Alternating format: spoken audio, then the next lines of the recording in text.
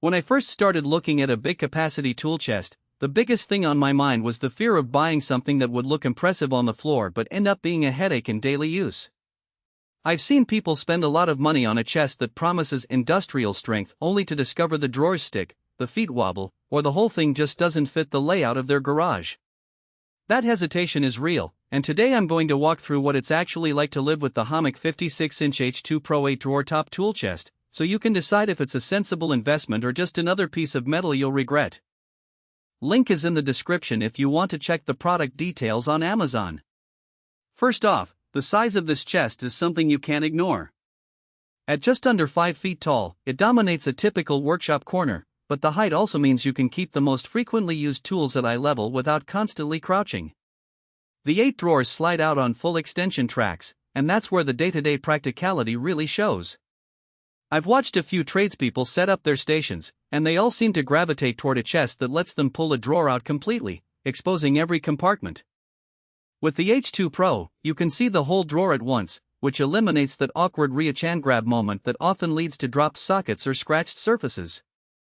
If you're a DIY enthusiast who already has a decent collection of hand tools, you'll appreciate how the 19,949 cubic inches of storage breaks down. The top drawer is deep enough for larger power tool batteries and a few small handheld drills, while the lower drawers can be dedicated to sockets, wrenches, and even specialty bits. I've seen users organize one drawer just for a set of metric Allen keys, another for a range of screwdriver heads, and the middle ones for assorted pliers and tape measures. The real test is how those drawers hold up after repeated use. The metal rails feel sturdy, and there's no noticeable sag even after loading a drawer with a full set of ratcheting wrenches. That kind of durability matters when you're pulling a heavy drawer in and out many times a day. Now, let's talk about the hidden trade-offs. The chest is painted a bold red, which is great for visibility but can be a problem if your workshop already has a lot of bright colors. The finish tends to show scratches more readily than a matte black or gunmetal alternative. Also, the base sits on 4 rubber feet that are meant to protect your floor, but they're not adjustable. If your floor isn't perfectly level, the chest can wobble slightly, which in turn can make the drawers feel less stable when you're pulling them out. I've seen a couple of owners add a short piece of plywood under one corner to level it, and that's a cheap fix if you run into it. Who should consider buying this thing?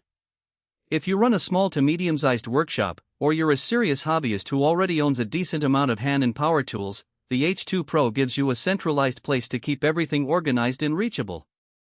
It's especially useful for people who like to keep the most used tools in the top drawer and store the less frequently used items below, because the full extension design makes it easy to see exactly what's inside without pulling everything out. On the other hand, if you're just starting out with a handful of tools or you work in a cramped space where a 5-foot-tall unit would dominate the room, this chest might be overkill. In those scenarios, a smaller 2-drawer unit or a wall-mounted rack could provide the same organization without sacrificing precious floor space.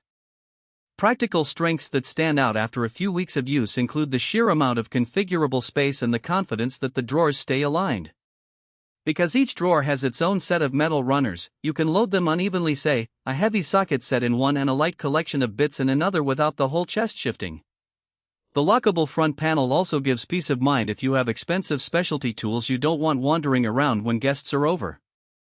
That lock isn't a high security mechanism, but it does deter a casual snoop. On the downside, the weight of the chest when it's empty is already around 150 pounds, so moving it into place takes at least 2 people or a dolly. That's something to factor in if you're renting a space and might need to relocate the unit later. The red finish, as mentioned, is prone to showing scuffs, so you'll need to keep a microfiber cloth handy if you care about aesthetics.